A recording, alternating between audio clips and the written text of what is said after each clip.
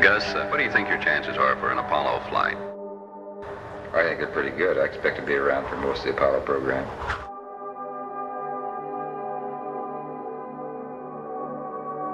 You think you will one day make one of the trips to the moon, then? I'm planning on it. The world knows Virgil Gus Grissom as the commander of Apollo 1, an engineer extraordinaire, and a one-of-a-kind guy who died trying to do something he believed in. He was just a true hero. Mitchell, Indiana knows him as all of that too, but also as one of their own. Grissom called the small Hoosier town home. But when Gus flew, this was like a metropolis. Everybody was glued to the TV set. Everybody was listening to the radio. They've been through the excitement of Gus being the third man to fly into outer space. They've also shared the tears when they learned he died weeks before Apollo 1 was set to take to the skies.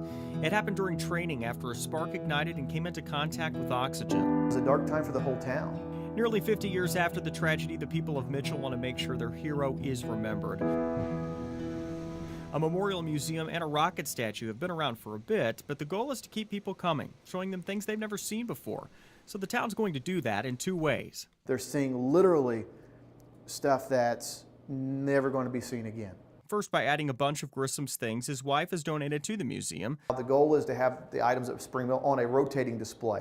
Like this NASA suit. You know, this is the outfit that they would have wore when they got out of the spacecraft onto the aircraft carriers. And a model of the last spacecraft he ever got into.